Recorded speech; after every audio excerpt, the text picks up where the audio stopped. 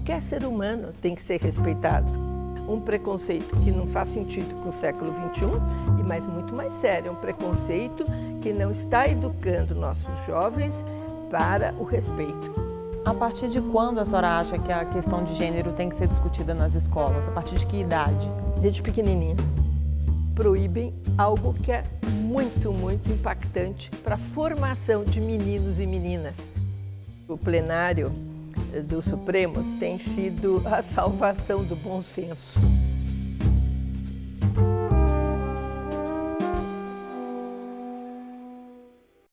Senadora, 10 estupros coletivos por dia no país. Um feminicídio a cada 4 dias em São Paulo. Por que, apesar de toda a luta feminista, toda a luta que a mulher já enfrentou, os índices de violência ainda são tão altos? Olha, essa é uma questão trágica, esse enunciado que você fez. Nós temos hoje mais estupros coletivos no Brasil do que na Índia. Eu lembro quando ocorreu aquele estupro daquela moça que acabou falecendo, vítima do estupro coletivo. Aqui foi uma indignação geral. Logo depois nós tivemos no Rio de Janeiro algo que também foi uma comoção pública. Mas esse dado que você traz agora é muito sério, inclusive o feminicídio. E eu também ando me perguntando, a resposta não deve ser uma só, mas uma eu consigo identificar, é a intolerância, né? É a cultura de tanto faz, bateu na mulher, está bem. Se você quiser pôr de outro jeito, é a tolerância à violência contra a mulher e a intolerância que permeia o país em relação à diversidade de opinião e tudo mais.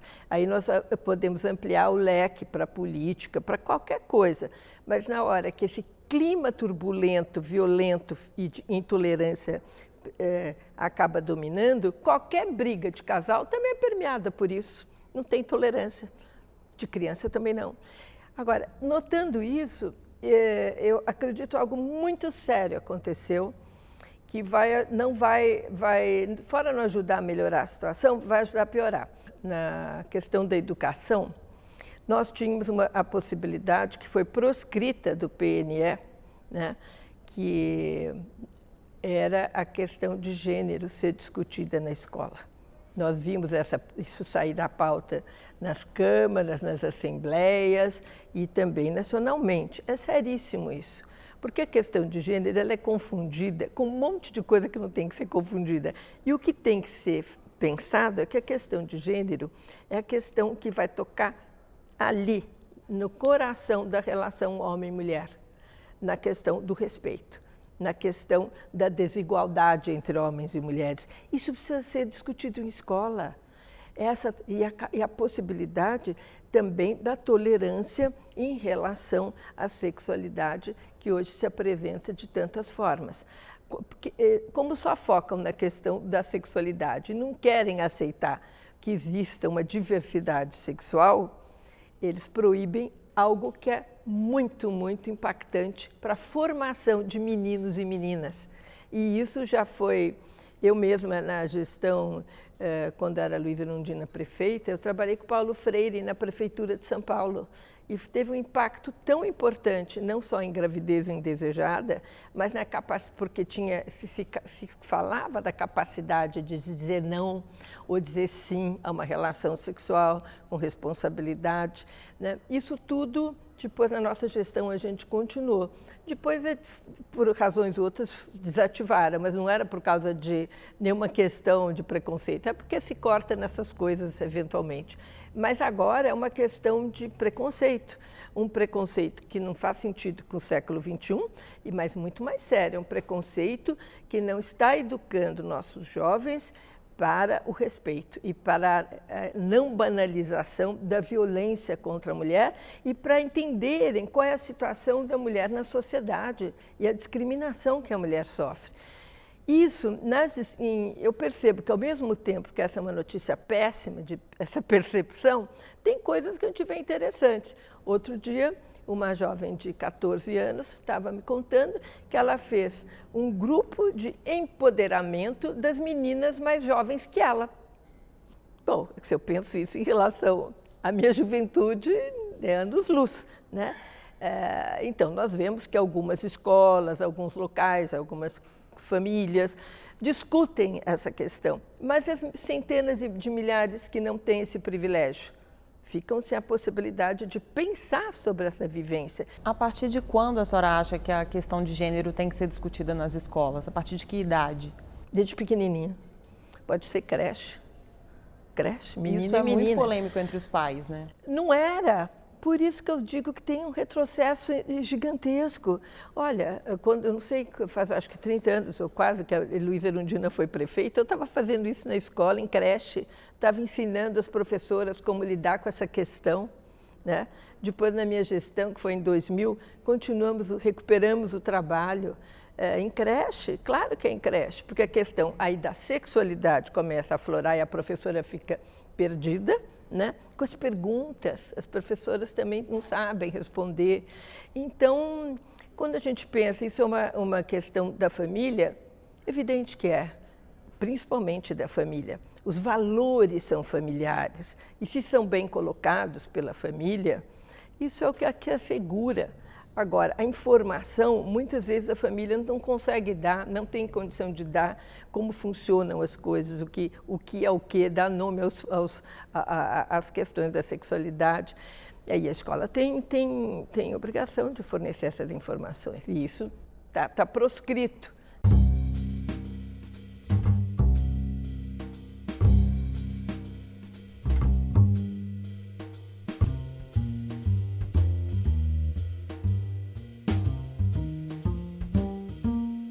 Tem leis municipais e estaduais que proibiram a discussão da questão de gênero nas escolas e foram questionadas no Supremo já com uma decisão do ministro Barroso, mas ainda falta o plenário se manifestar. A senhora acha que o plenário vai se manifestar antes mesmo do Congresso, por exemplo, nessa questão? Eu acho que o plenário do Supremo tem sido a salvação do bom senso, né? Porque ele tem caminhado muito acima da intolerância do país. Seja na questão, por exemplo, o aborto por anencéfalo, em virtude do feto anencéfalo, isso é um projeto que eu tinha, sei lá, 10 anos atrás, não foi nem votado. E depois acabou sendo dada essa permissão à mulher por causa de uma decisão do Supremo. A questão do casamento... Isso tem tudo a ver com o estupro, que as mulheres vítimas de estupro conseguem. Tem tudo a ver, mas agora a gente estava falando de retrocesso, nós temos na Câmara projetos de lei permitindo que se extinga o que nós demoramos tanto tempo para conquistar, que é o direito ao aborto em caso de estupro, a saúde materna, risco de vida materna e feto anencefálico. Então, é restrito, mas foi uma conquista de décadas. Agora, tem projetos de lei querendo extinguir isso. Se isso fosse pensado há 20 anos atrás, seria um escândalo. Hoje tem que estar lá tudo dividido, se batendo. Então, é uma situação de um conservadorismo em relação à mulher que permeia uma parte da sociedade. Por que esse retrocesso? Esse conservadorismo, essa intolerância toda? Eu não sei te dizer, porque o que eu poderia dizer que o Congresso Nacional, a Câmara principalmente, ela está muito mais conservadora porque tem parlamentares mais conservadores. Mas eles chegam lá porque eles representam uma parcela da população. Então, uma proliferação de pessoas adeptas a um determinado segmento religioso que acredita nessas verdades, entre aspas, e que chegam ao Congresso Nacional e aí conseguem, ou impedir principalmente, né? Elas não conseguem passar as leis, mas elas conseguem interromper discussões mais avançadas. Agora, nós temos o ministro Barroso, temos a própria presidente do Supremo, Carmen Lúcia, que pensam de outra forma. Foram eles que também propuseram, Fux também. Aliás, acho que todos ali, no voto dos direitos homoafetivos, que equiparou o casamento heterossexual, foram brilhantes. Eu lembro do voto do ministro Aires Brito, eu chorei quando eu escutei.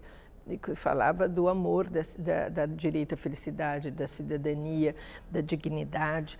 Então, o Supremo, ali, eu acredito que nós estamos muito bem representados de acordo com o século XXI. E olha que eu não sei qual é a postura privada, religião, dos ministros, mas eles conseguem ter uma visão de mundo e visão de direito, visão de individualidade das pessoas e o respeito à individualidade de cada cidadão, porque é disso que nós estamos falando, não só das mulheres poderem serem respeitadas nas suas decisões, mas qualquer ser humano tem que ser respeitado.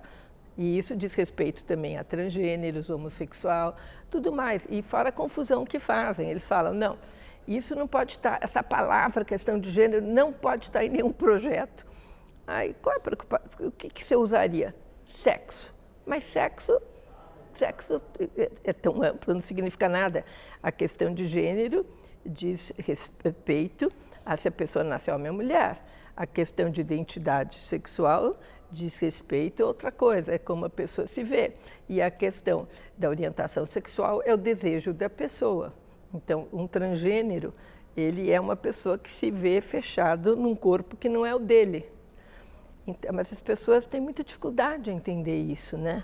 São muitos nomes. Será que o preconceito vem daí do desconhecimento de o que é gênero, o que é sexo, o que é pessoa trans? Olha, não acho nem que é tanto nome, porque os nomes, você pode nem saber os nomes, mas você respeitar o que aquela pessoa é. Não se respeita o que é diferente de mim. Esse que é o problema. E as pessoas não estão todas na mesma caixinha, as pessoas são muito diversas, né? E quanto mais evoluído o país, maior o respeito pela individualidade de cada cidadão e a proteção a essa individualidade. Quando nós falamos agora do estupro coletivo, do feminicídio, que talvez algumas pessoas não entendam bem o que é o feminicídio, são crimes cometidos porque aquela pessoa é mulher, né? E que tem aumentado enormemente também. A gente percebe que o Brasil tem até umas leis a Lei Maria da Penha, essas leis, são leis muito avançadas, né? Mas que, infelizmente, o que nós estamos vendo é o aumento dessas questões relacionadas à violência contra a mulher. E quanto mais avançado o país, menos crimes desse tipo nós temos e mais igualdade de gênero. Então, a questão, falando tanta coisa, fundamental, se resume na igualdade de gênero, porque na hora que você entende a desigualdade de gênero e o que ela significa, você acaba entendendo também o que é o racismo, você acaba entendendo qualquer preconceito, e é o preconceito que é o veneno mortal de uma sociedade díspara e violenta. Se você tem dirigentes que incentivam isso, como está acontecendo agora nos Estados Unidos, você vê o país que com o Obama ele ia numa certa tranquilidade, a questão de raça, tinha aqui ou ali, mas agora virou um extremismo porque ficou evidente um preconceito do dirigente maior e está dando essa confusão.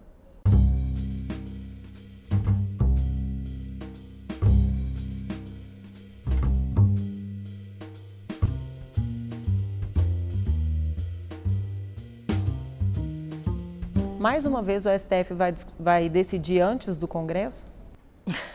Isso eu não sei, porque nós conseguimos ler o relatório, brilhante relatório do senador Jader Barbalho, a favor dessa mudança de nome. Agora ele precisa ser votado na Comissão de Justiça e irá para a Câmara, que lá o processo é outro, né? Vai ter que ser votado lá também.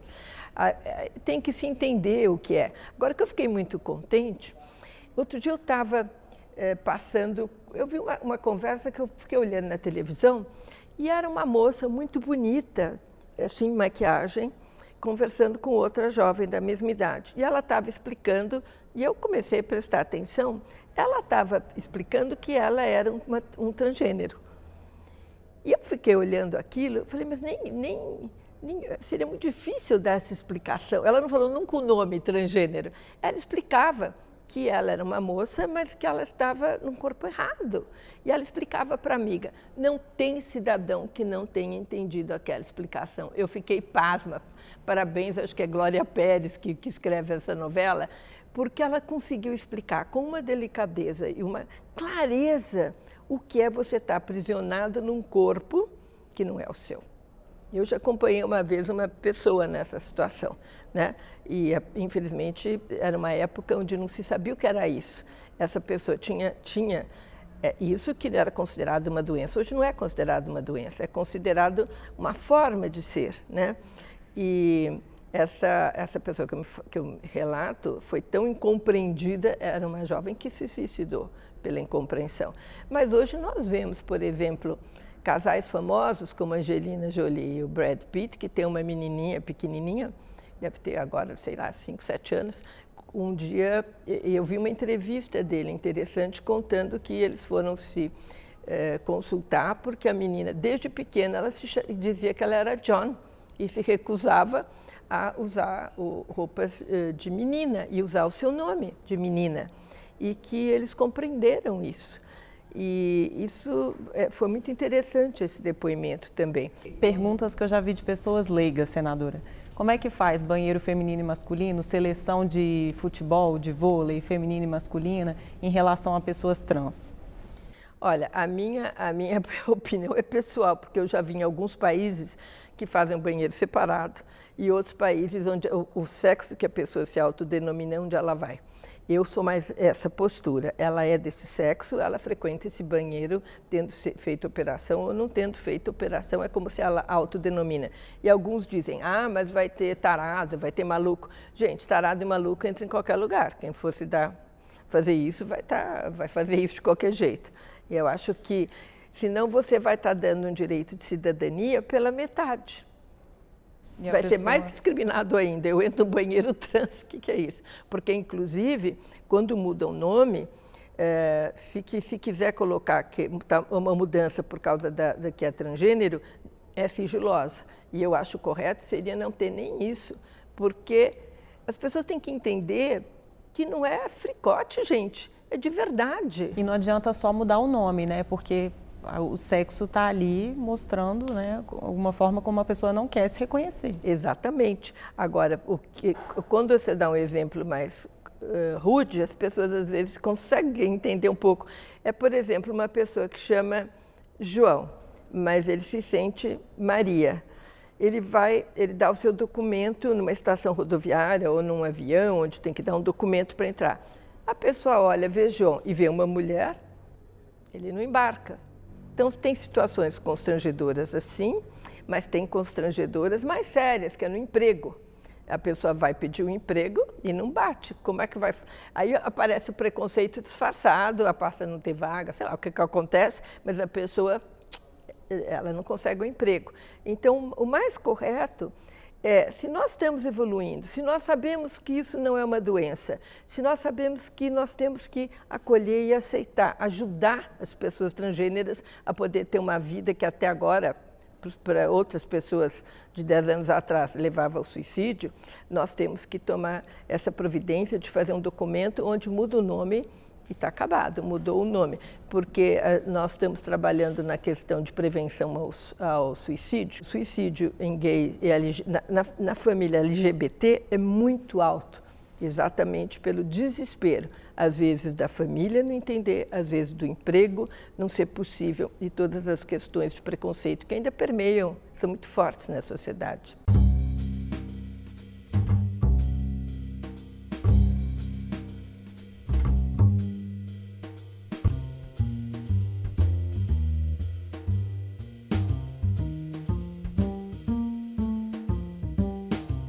Senadora, agora voltando um pouquinho na questão da mulher.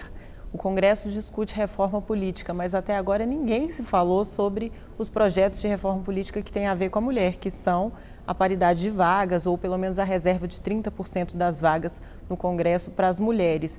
A senhora já observou essa questão? Está tentando reverter isso de alguma forma? Já observamos essa questão. E em relação às deputadas, isso está caminhando bem, eu acho que vai ter uma solução adequada, porque o Senado aprovou uma lei de 10% nessa legislatura de 2018, não mais de vagas, mas de cadeiras para as mulheres, depois de 12%, depois 16% a cada 4 anos, e depois extingue.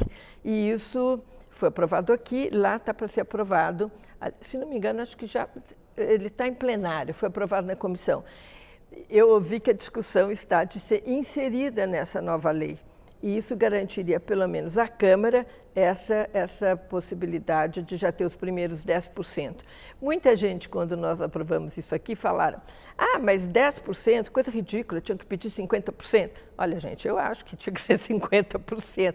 Nós tentamos 30%, não foi possível, a negociação ficou no 10%, depois daqui 4 anos, 12%. Mas nós temos que ter uma realidade. Nós temos muitas câmaras de vereadores onde não tem vereadora. Com essa lei, que ela é nas 3 instâncias, nós vamos passar a ter. E melhor ainda, você que está nos assistindo e que nunca pensou em entrar na política porque não teria chance, agora tem, se essa lei entrar na reforma, porque eles vão ter que ter 10% das que vão entrar são mulheres. Mas nada impede de ser mais, né, senadora? É claro que não. A gente quer muito mais, porque 10% é o que a gente tem hoje. Nós não estamos acrescentando nada. Mas para poder entender a dificuldade que é negociar isso.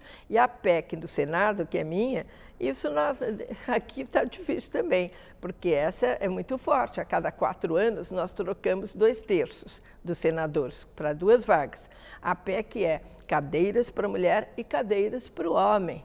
Né? Não chega a ser 50% porque quando é 1/3 não teria isso, mas quando tem 2 cadeiras, nós teríamos a lista de mulheres para serem votadas e a lista dos homens para serem votados. E isso a gente conversa, todos saem de fininho, porque parece que é muito difícil entender. E aí não estou querendo dizer que nós somos melhores ou piores que os homens, mas a mulher tem um olhar num problema, o homem tem outro. Este olhar é complementar. E esse olhar hoje não está representado no Congresso Nacional. São 52% de eleitoras mulheres. Por que isso não se reflete aqui dentro? Mulher não vota em mulher? Não passa por aí, não. É porque as candidaturas nunca são para valer. Não eram antes e com a lei das cotas continuaram a não ser para valer. Quando não era obrigatoriedade dos partidos, eram laranjas que eram colocadas. Às vezes a mulher não tinha nenhum voto, porque nem o dela ela tinha, caía. Né? Depois passaram a ser obrigado a colocar, de fato, se não tinha multa. Aí colocavam pessoas que não eram pessoas que teriam condição de ser eleitas, nem vontade às vezes, ou às vezes até tinham vontade, mas não tinham nenhum apoio partidário. O que nós percebemos é que nós aprendemos com o tempo.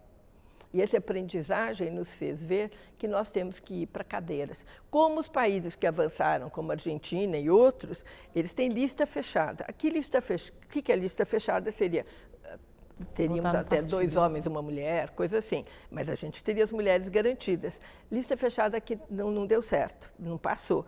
Então, nós temos que ter outra possibilidade. As cadeiras são uma segurança que eles vão pensar em mulheres que valham a pena, porque elas vão ser eleitas. Eles vão correr atrás de uma mulher que quer ser, que seja qualificada e que possa trazer ideias boas para o país. O fato de a primeira presidente do Brasil ter sofrido um impeachment depõe contra a candidatura à eleição de mulheres, na opinião da senhora? De jeito nenhum.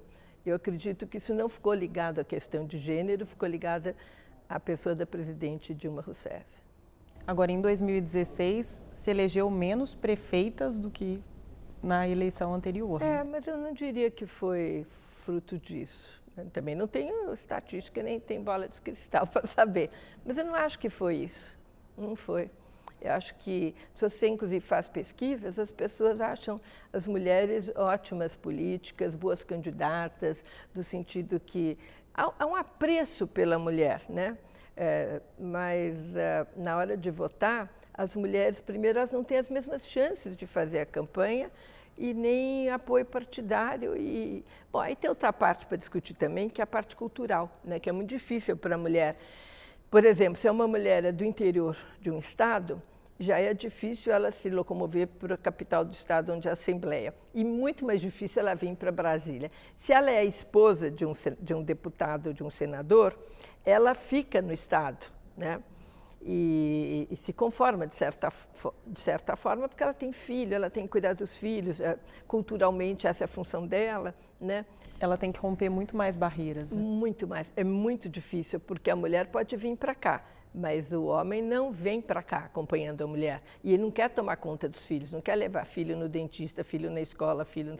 Então, o problema é um problema que nós vamos demorar um tempo para ser superado. Senadora, eu agradeço a presença no programa Salão Nobre e até a próxima. Obrigada.